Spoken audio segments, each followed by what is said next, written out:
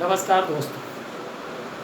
अगली बार हमने एनर्जी के प्रकार, परंपरागत ऊर्जा और बिन परंपरागत ऊर्जाओं के बारे में बात की थी। आज हम एक नया टॉपिक लेके आते हैं। टॉपिक का हमारा नाम है जलवायु परिवर्तन, जिसे हम ग्लोबल वार्मिंग इफ़ेक्ट भी कहेंगे। और तापमान जो हमारा ज़्यादा हुआ है उससे हमारे ऊपर जो असरें हुई है वो आज हम देखेंगे। सबसे पहले हम ब्रह्मांड की बात करें तो ब्रह्मांड में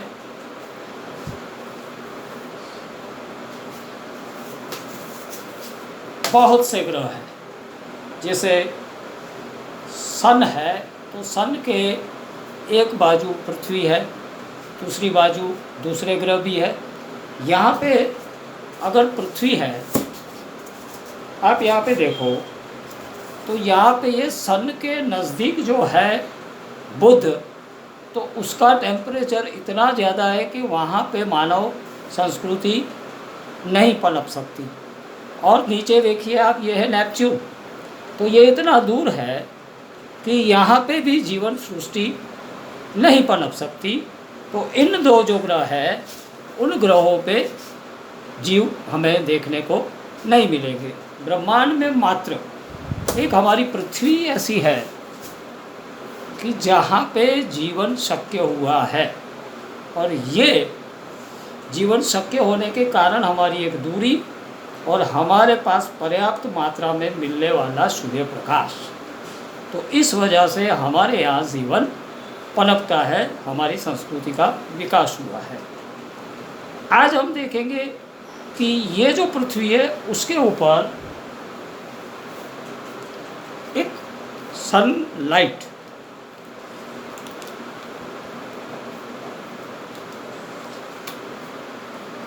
जैसे ही पृथ्वी है इसके ऊपर सूर्य से किरणें आती है, और ये जो किरणें आती है वो हमें ऊर्जा प्रदान करती है। लेकिन कई बार क्या होता है दोस्तों कि सूर्य प्रकाश जब पृथ्वी पे आता है तो हमारे और पृथ्वी और सूर्य के बीच में एक ओजोन का लेयर है जो सूर्य से आने वाले अल्ट्रावायोलेट किरणों को रोकते हैं। आज हम इस बारे में अभ्यास करेंगे, इसकी असरों के बारे में भी अभ्यास करेंगे। आज हमने इनका जो लेसन प्लान बनाया है, तो हमें सबसे पहले ग्लोबल वार्मिंग इफ़ेक्ट के बारे में हम जानेंगे। सबसे पहले हम देखते हैं कि भाई सामान्य उद्देश्य क्या है हमारे पाठ पढ़ाने का।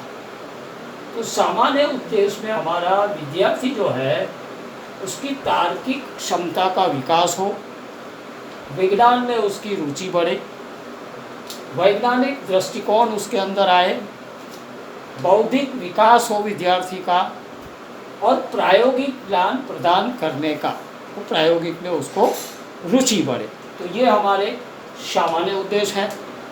उसके बाद विशिष्ट उद्देश्य क्या है हमारे आज? हमारे विशिष्ट है विद्यार्थी ग्लोबल वार्मिंग के बारे में जाने। एक विशिष्ट है ग्लोबल वार्मिंग के कारणों को जाने, ग्रीन हाउस गैसों के बारे में जाने, ग्लोबल वार्मिंग के खतरों के बारे में जाने, और जागरूकता एक विकास करें, खुद जाने और दूसरों को उसके बारे में बताए। ये हमारा विशिष्ट उद्देश्य है।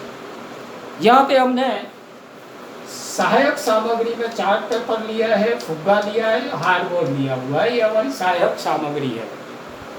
पूर्व ज्ञान जो है विद्यार्थी पृथ्वी पे बढ़ते तापमान और प्रदूषण के बारे में ज्ञान प्राप्त करे, ये हमारा पूर्व ज्ञान है दोस्तों। अभी ये प्रस्तावना है।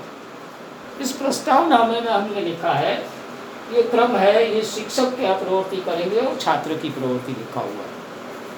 सूर्य में से कौन से हानिकारक किरण निकलते हैं, ये हम प्रश्न करते हैं। विद्यार्थी बोलते हैं पारजाम्बली किरण, अल्ट्रावायोलेट किरण। दूसरा प्रश्न, अल्ट्रावायोलेट परत कौन करता है, वापिस कौन भेजता है? तो विद्यार्थी बताते हैं कि ओजोन का जो पल है वो उसे वापिस भेजता है। ध्रुवों के ऊपर बर्फ पिघलती है, क्यों पिघलती है?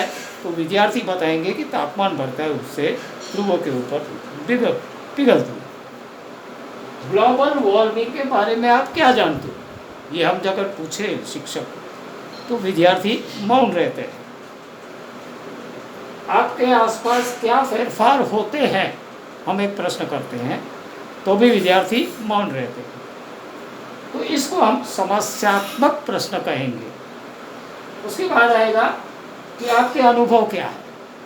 तो अब विद्यार्थी अभ्यास विमुख हुआ है, वो जानने की एक क्यूरोसिटी उसमें पैदा होगी।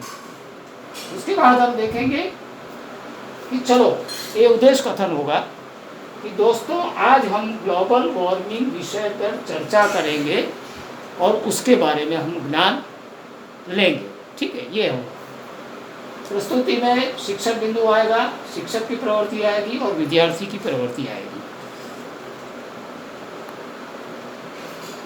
यहाँ पे देखिए, शिक्षक पूछेगा कि अपने वायुमंडल में कौन से गैस मिलते हैं।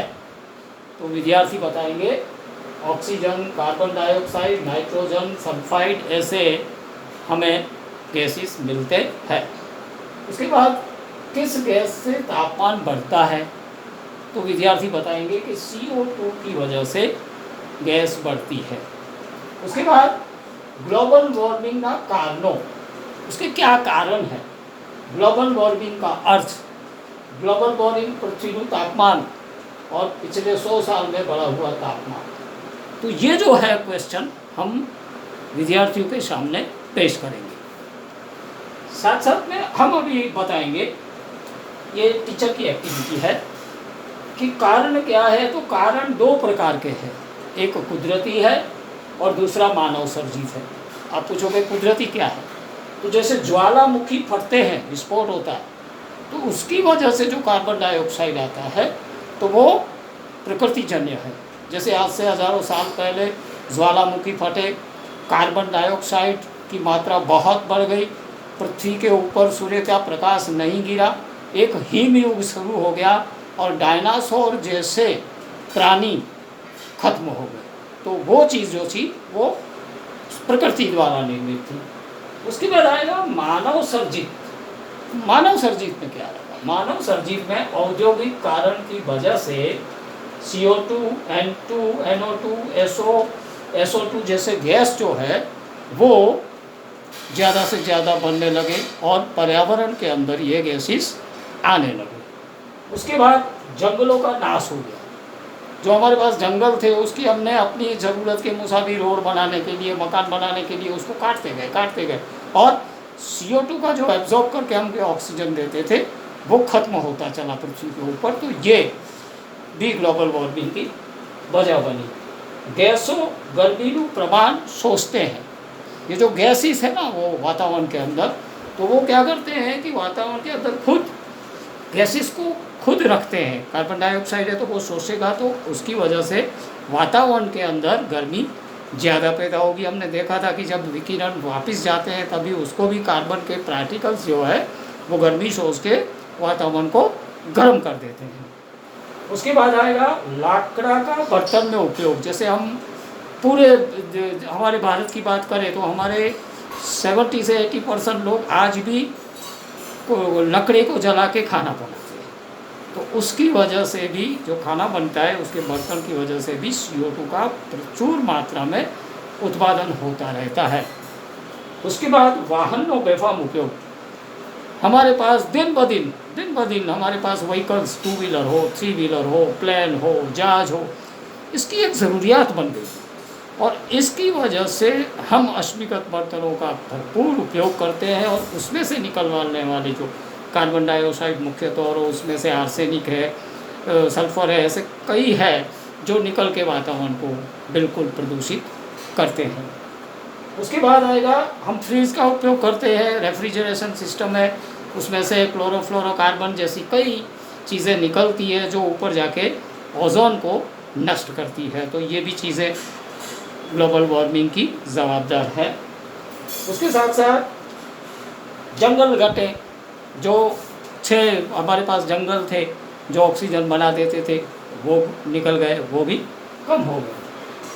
अभी ग्लोबल वार्मिंग की असरों से और क्या क्या चीज़ें होती हैं? तो ग्लोबल वार्मिंग की असर से देखो, एक तो पृथ्वी का तापमान अगर बढ़ेगा तो उसकी असर आएगी ग्लेशियर्स के ऊपर। तो ग्लेशियर्स ज़्यादा एक्सिस किरणों को विपरीत कर देते हैं, इतनी गर्मी आने नहीं देते, उनकी कमी की वजह से परावर्तित किरणों की संख्या में कमी होगी।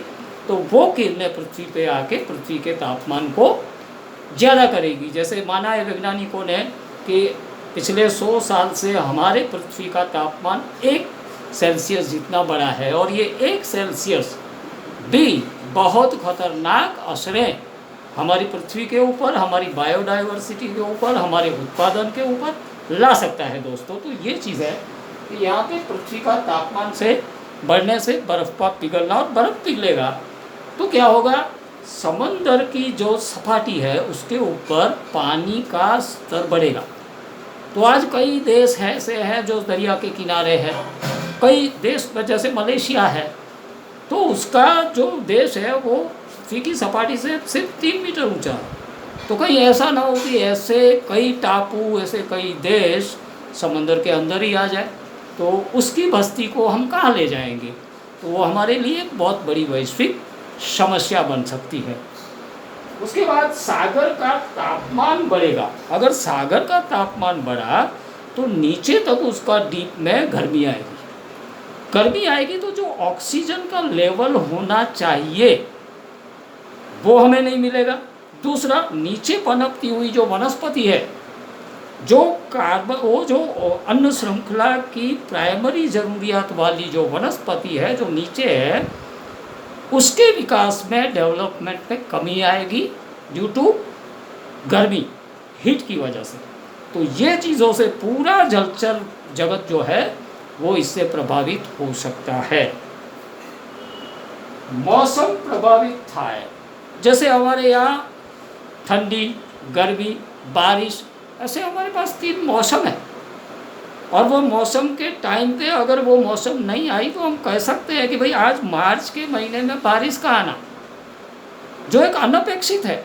तो ये अनपेक्षित तब हुआ कि जब ग्लोबल वार्मिंग की इफ़ेक्ट आई, और उसकी वजह से विभिन्न ऋतु में भी बारिश आती है, गर्मी का प्रमाण ज़्यादा बढ़ता जाता है, ठंड का जो प्रमाण होना चाहिए उतना प्रमाण नहीं होता, तो इसकी असर गेहूं के उत्पादन पे पड़ेगी, क्योंकि गेहूं को ठंडक चाहिए। और तभी फरवरी महीने में अगर गर्मी आ जाए तो पैदावार जो है उसमें कमी आएगी, तो हमें अन्न का संकट भी झेलना पड़ सकता है।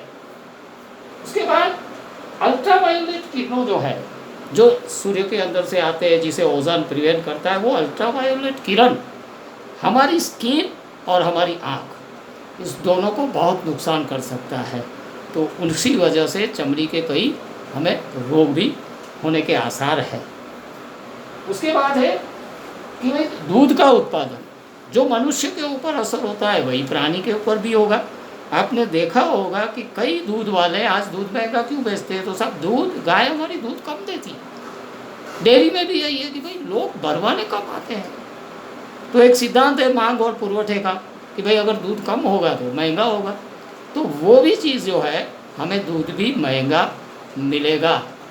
तो ये सब चीज़ें जो है वो ग्लोबल वार्मिंग की असर से हमें बहुत भुगतना पड़ता है। अभी हम ये सोचें कि भाई इसकी इलाज क्या है, हमें कुछ इलाज भी तो ढूंढने पड़ेंगे। तो यहाँ पे देखिए हमने क्या है कि ये जो बिन परंपरागत ऊर्जा स्रोत जो है उसका ज़्यादा से ज़्यादा हमें उपयोग करना है, और प्रकृति को प्रदूषण मुक्त हमें बनाना चाहिए ही। दूसरा है जंगलों का संवर्धन करना। जितने जंगल हमने काटे उससे ज़्यादा हमें कुदरत की माफ़ी मांगते हुए ज़्यादा से ज़्यादा वृक्षारोपण हमें कर लेना चाहिए। तो हमें जैसे ब्राज़ील के जंगल है उसी तरह के जंगल हर जगह पे डेवलप करने चाहिए। हर शहरों के अंदर, हर घरों के अंदर हमें ज़्यादा से ज़्यादा वृक्षों का उत्पादन करना चाहिए। ऐसी हमें सरकारी नीतियाँ ले आनी चाहिए और उद्योगों को भी उनको बताना चाहिए कि भाई आप संवर्धन करिए। जंगलों का संवर्धन हमारे लिए, हमारे प्राणियों के लिए बहुत ज़रूरी है।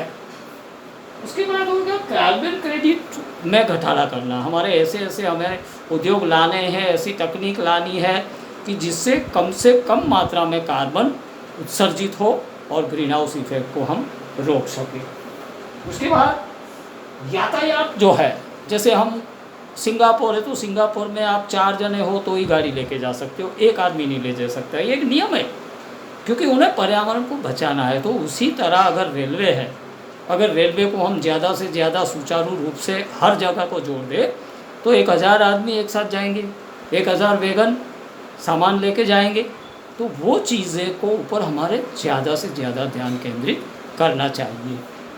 उसके बाद हानिकारक रसायन है और उर्वरक, ऐसे रसायन है जो कुदरत को हानि करते हैं, हमारे को भी हैज़ार्ड है, कुदरती वनस्पति को, कुदरती प्राणियों को। कई ऐसे प्राणी हैं जो लुप्तता के कगार पे हैं, तो उसको बचाने के लिए हमें रासायनिक खातर और रासायनिक पदार्थों का उपयोग कम से कम करना हमारे लिए अनिवार्य बन गया है दोस्तों। और लास्ट में आएगा कि रिसाइकल चीज़ें, जैसे हमारे पास है प्लास्टिक है, लोहा है, कांच है, तो उन सबको हमको रिसाइकल करके जितना जल्दी हमें जितना उसका उपयोग कर सके तो उस वजह से भी हम कार्बन क्रेडिट कम कर सकते हैं, ग्लोबल वार्मिंग में हमारा योगदान प्रदान कर सकते हैं।